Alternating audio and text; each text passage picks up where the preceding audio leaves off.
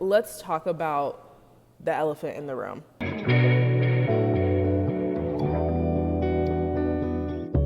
Hey guys, welcome back to my channel. If you're new here, I'm Sierra, and I know this is a very impromptu YouTube video, but I felt like it was super important for me to get on here. I know it's been a few weeks, y'all. Last week was my birthday. Your girl's now officially a quarter of a century, and I feel really good about that. I'm gonna make sure that you guys hear me because I know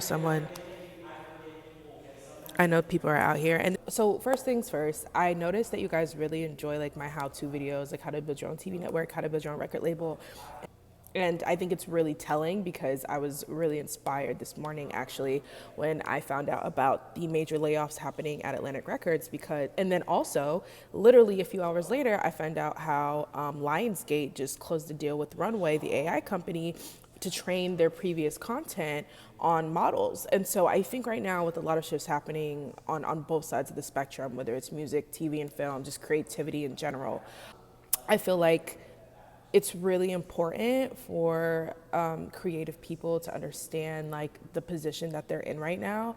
And I think that's why I'm making like this impromptu YouTube video, because I want you to know whether you're a creative person in the industry, if you're wanting to take your career more serious, like you don't have to be on some industry like stuff to like listen to what I want to say, but I think it's really important just for any creative, artistic person to know like where we're headed. We have never been before.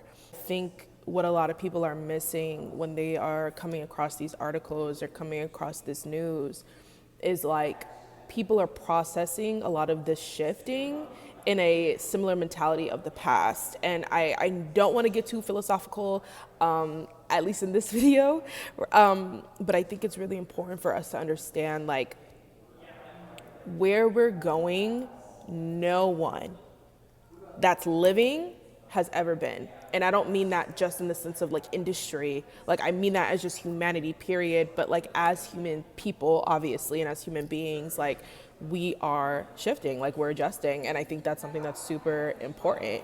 And I think that there's so much fucking noise. I'm actually about to move because I'm trying to get this off and I'm not trying to be distracted. I think again, like we all kind of know things are shifting right now, and I think a lot of people are trying to find answers. People are in survival mode, they are like panicking, and I think as humans it's so funny because it's like change is inevitable, yet that change is the one thing that humans fucking hate.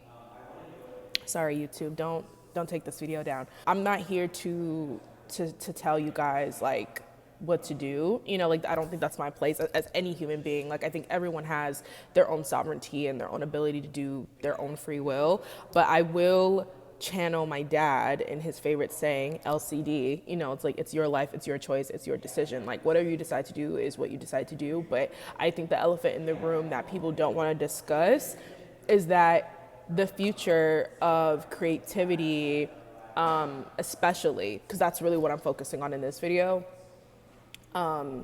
is creative sovereignty, aka like independence.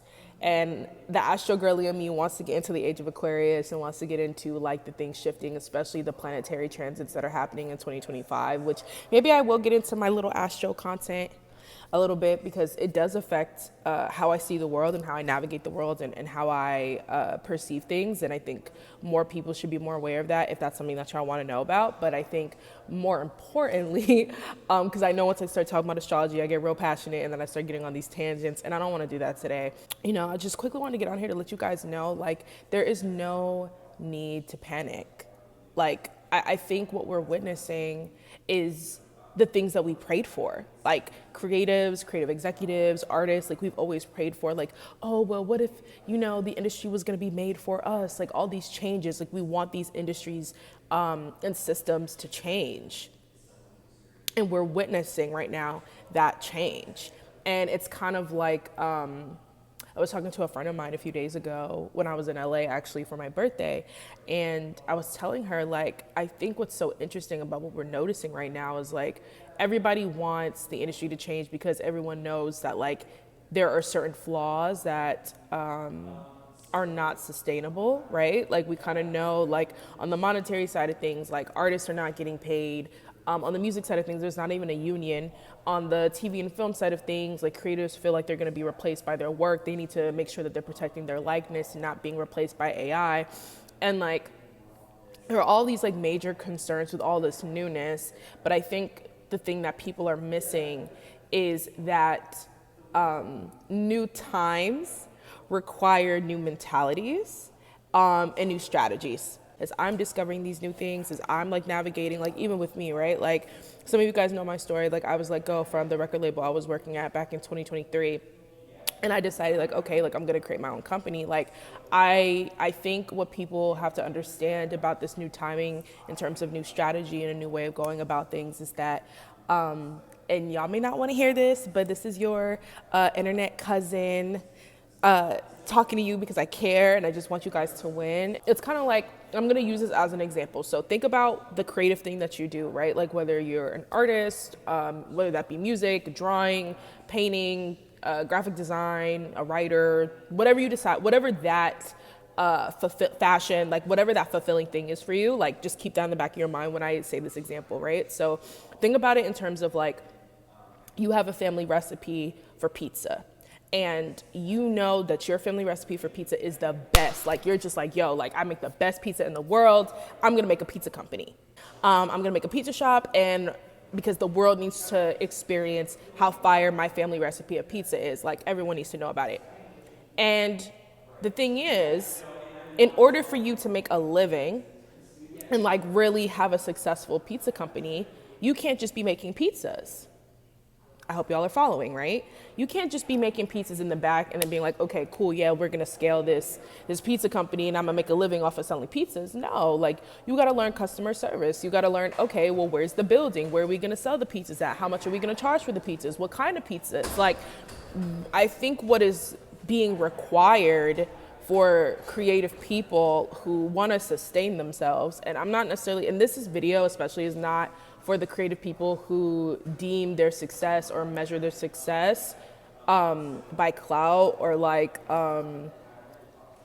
accolades. Like I feel like accolades are nice, right? Like it always feels great when you get them and it feels like really validating when you're like, okay, great. Like people see me, they see the work that I'm doing, like that feels good. But I'm specifically talking about the creatives that want to make a living off of their work. They don't want to be skimped. They don't want to be taken advantage of. Like the people that are like, nah, like I'm really trying to lock in. I want my family to eat off of my creativity. I want my kids to be straight. Like I want to be able to really sustain myself. And I want you guys to know I can't expose too much information. My Scorpio moon will not allow me to do it in this video. But what I will say is like, please take the rest of 2024. If you're watching this during 2024, if you're seeing this in 2025, please know that this timing right now is prime for that. But it does require a mental shift and it requires to see things differently. And you're no longer, when you're pizza shop, you're no longer just a person with a family recipe of pizzas. You are now a business owner. And I do not want to be on some like LLC Twitter, LLC, you got to do this, you got to do this. But I want you guys to understand that like, at least in America, and this may be like American privilege, right? Only speaking from an American perspective, even though I have a Caribbean lineage as well. Like the privilege of creating your own business is that you start to operate like a big dog. The thing that people don't understand is that everything is business in the material world. Right?